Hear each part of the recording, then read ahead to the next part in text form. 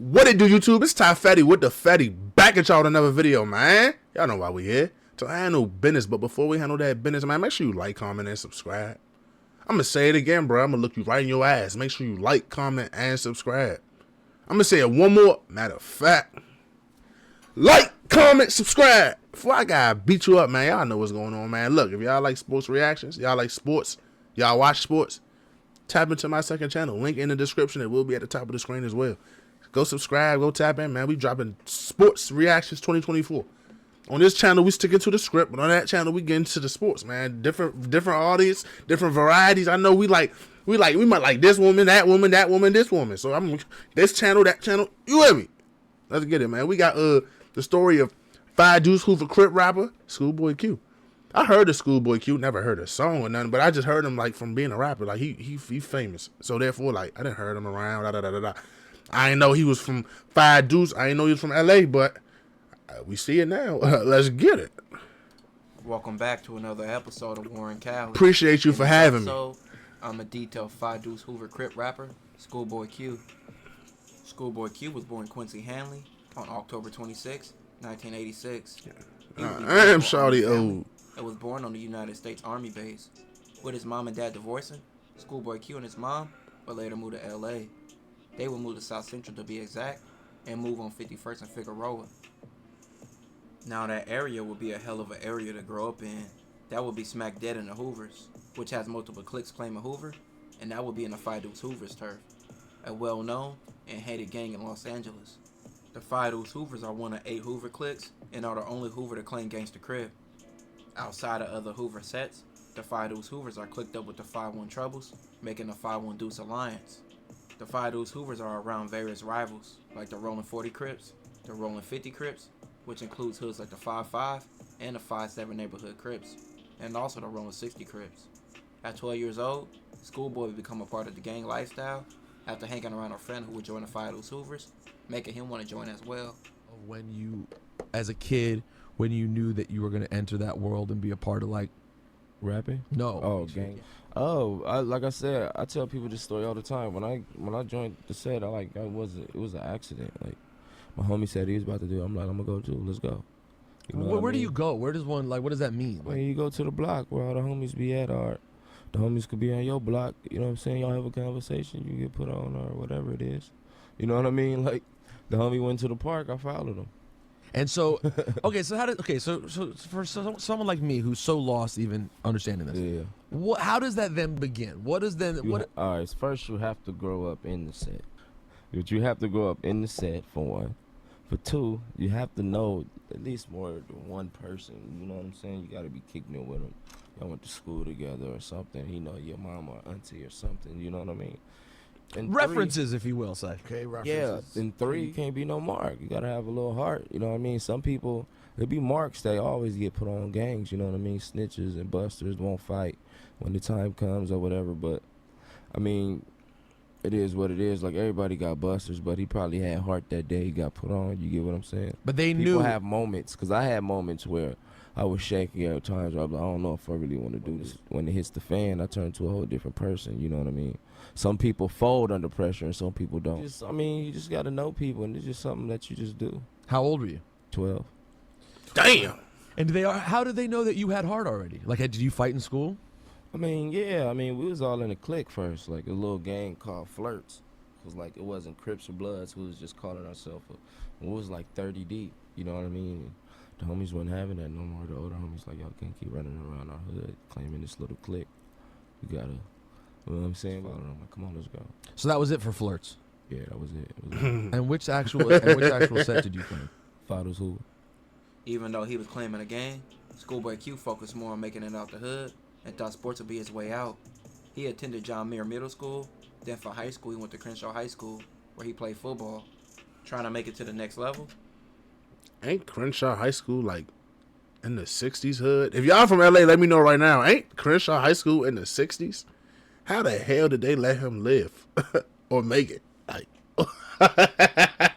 what? Wow. But colleges trying to get looks for football. He would attend schools like Los Angeles City College and Los Angeles Southwest College. After his football career wouldn't go far, Q would dive deep in the streets and start doing anything to get money, from selling drugs and hitting licks. And in 2007, Q would get 6 months for a robbery, and he would take probation. This would make him decide to change his life and try out rapping. This whole thing about how like he was locked up for a while, and then once he got out of jail, he became famous. Is that true? Like, was he? Okay, I get what you're saying, but basically he, T.I.P. rest in peace, the homie Lil, One Punch, Art Lester, you feel me, and T-Rail, they all went, allegedly tried to rob a house, as the police said, flock a house. They knocked on the door allegedly. It didn't even go down. You feel me? They turned around, walked to the car, and they got in the car. Police got them, and the homie Art Lester was just fresh out from doing 8 years. You feel me? On not federal parole, but on penitentiary parole. Jeez. He ended up taking all the time. Q ended up taking probation. Terrell ended up. Q would begin to associate himself with up-and-coming record label TDE, which had up-and-coming rappers like Ab Soul, Kendrick Lamar, and J-Rock already.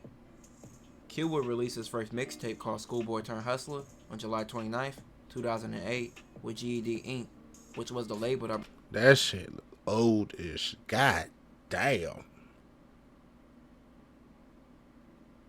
Damn. brought Tyga out. This would help build Tyga and Schoolboy's relationship. After the release of Schoolboy Turned Hustler, Q signed a deal with TDE, and in 2009, him and fellow label mates formed the group Black Hippie. The group included Kendrick Lamar, J-Rock, and Ab Soul. All artists would go on to have successful careers. In 2009, Q would be in a short-lived feud with 40 Glock after 40 Glock started beefing with Lil Wayne and Tyga. Schoolboy took matters in his own hands and with having a good relationship with Tyga and his label TDE being connected to Lil Wayne, he would drop 2 diss songs to 40 Glock, one being called Ezel and the other one being called Put On for the 50s. But this wouldn't be a common thing for Schoolboy's career. He took a different approach with his rap career, with him not game banging much in his songs and not having rap beefs. May 14th, 2009, Schoolboy's second mixtape called Gangsta and Soul would drop. In 2010, he would be touring with TDE and wouldn't release any music. In 2011, Schoolboy would drop his first album called Setbacks, with features from label mates and group mates J-Rock, Ab Soul, and Kendrick Lamar, and also other features like Jhené Aiko. 2012, Schoolboy would drop Habits and Contradictions, with features from Jhené Aiko, Currency, A$AP Rocky, Dom Kennedy, and his Black Hippie crew. That same year, Kendrick Lamar would drop Good Kid, Mad City. This would go on to be a classic album. This would give Schoolboy motivation to step his game up. And somebody like Kendrick Lamar, like, what? I'm blessed that that's one of my friends. Like, the fact that that's my friend, homie, like, I came up with cuz, it's like, what? Like, And I was like, at okay. any point in my career, in my life, I'll never be better than him. Never. I'll never be a better father. I'll never be a better man. Nah, you can't say that. No, listen to me. You have to understand who the sensei is, and you have to respect it. I'll never be better than him. So and I accept that.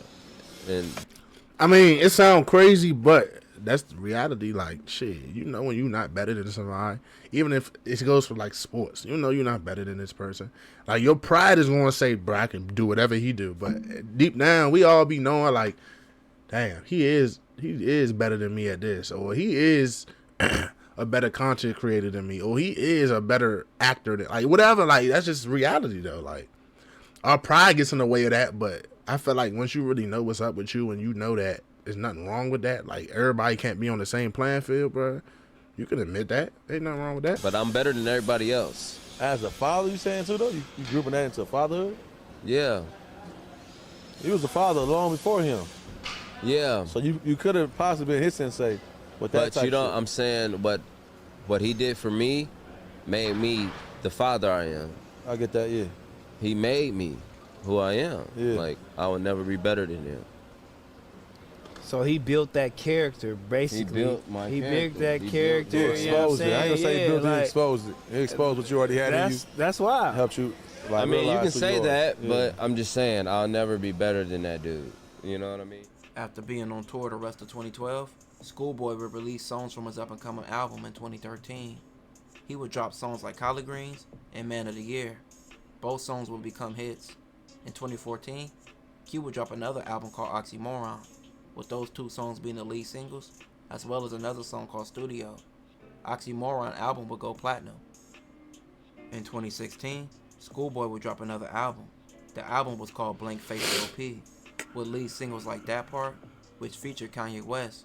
The album featured other artists like SZA, Jadakiss, Vince Staples, E40, Miguel, and several others. Yeah, he was lit The at that album would point. eventually Facts. go gold, and he put several of his homies on the album, like Traffic and TF. They were on songs like Tookie Knows. 2017 and 2018, Q would be making music, but kept getting delays on his album. And with the death of close friend Mac Miller, he would decide to delay the album more and take time away from music. With Mac Miller's death being from an overdose, Q would decide to stop doing drugs himself and pick up some hobbies. He decided to start playing golf, which he would later have a commercial later on for Top Golf. He would also compete in the PGA Tour, which he was invited at the AT&T Pebble Pro Am. Like, this is what I said. Like, this shit hit a little different, bro, when he really come from that. You feel me? Like, he said he got put on the hood at 12, bro. This nigga is doing commercials with big companies. He's in the PGA Tour. Shawty, that's alright, bro. Like, feel me? Like, I understand. Like, that's the thing. That's why I say I don't get the whole gang thing, but I also get it. Because it's like, I guess you could be in a gang and still do your thing, though. You don't gotta be sliding on ops every day if you in a gang. Like, I guess that's just the conception I get from it. Like, this big nigga gonna tell you, bro, go make sure you kill them. The whole time it probably don't even be like that, especially with a nigga they know. Like, oh yeah, he a hooper, brother. He just from the hood. That makes sense. Okay, now that's alright though, bro. April Shout out to 2019, bro. No Q cap. dropped the album Crash Talk, which featured other artists like Travis Scott, Ty Dolla $ign, YG, 21 Savage, Kid Cudi, and Lil Baby. This album was pushed back weeks with the death of Nipsey Hussle on March 31st, 2019. Even though Nipsey and Schoolboy was from enemy hoods, they had mutual respect for each other. I mean, Schoolboy from Hoover. I got respect for Schoolboy. You know what I mean? Our hood's beef in a real way. In a real way. On sight, killing. The Hoovers in the neighborhood car. You feel me? But I got respect for Schoolboy. And I got, you know, one of the reasons is because I saw what happened with Death Row. I'm not putting nothing out this week. Like, no. Nobody should be putting out nothing out this week. Like, I don't even know how to do these type of videos, dog. Like, I don't even know. I'm just giving y'all, like, don't want to put no music out this week. I mean, next week or something we can do that. Like, you know what I mean? But I don't know. But, like, right now, no. It's not cool. It's not pure. That's not me. Y'all know how I get out. You being from LA. Bruh, it was the weirdest feeling. True. It's still weird. Even being in LA. It's just weird. It's just weird, man. Cause like when I got the news, I was like asleep. I got woke up to it. Like they killed Nipsey. I'm like, what? You get what I'm saying? Like, then I look at my phone and my phone's crazy and like it's just like what? Like you know what I mean? Like I don't get it. Yeah. The whole day I was like a lie. Like I didn't get it. Like the first 2 days, really, it was just like a lie. And then it just hit you like, bruh. After 2020, Q will remain silent and wouldn't be heard from much besides an occasional tweet on Twitter, and has been out the way and out the media. Besides popping back up a few months ago, after being on podcasts back on Fig, and being on podcasts multiple times, Q hasn't been around the industry and hasn't dropped an album since 2019. Q is now 37 and a father of 2. Oh, they say, Even if yeah. he's not I mean, doing music you much, know, he's still a successful artist with 5 Grammy nominations. that's a fact. Shawty did his thing. I ain't gonna lie. That's alright right there. And for him to, you know, him and Nip to have that respect when they hoods really like, you know what I mean? Like you heard what Nipsey said, bruh? That take a grown man to understand this shit business. I respect you as a man. I might not respect you as a friend or whatever, but I respect you as a man. Only thing I wonder is, do his people feel a certain type of way he working with, like, feel me, other niggas from other hoods that they beefing with, like Lil Baby crap, like what he said, who he said,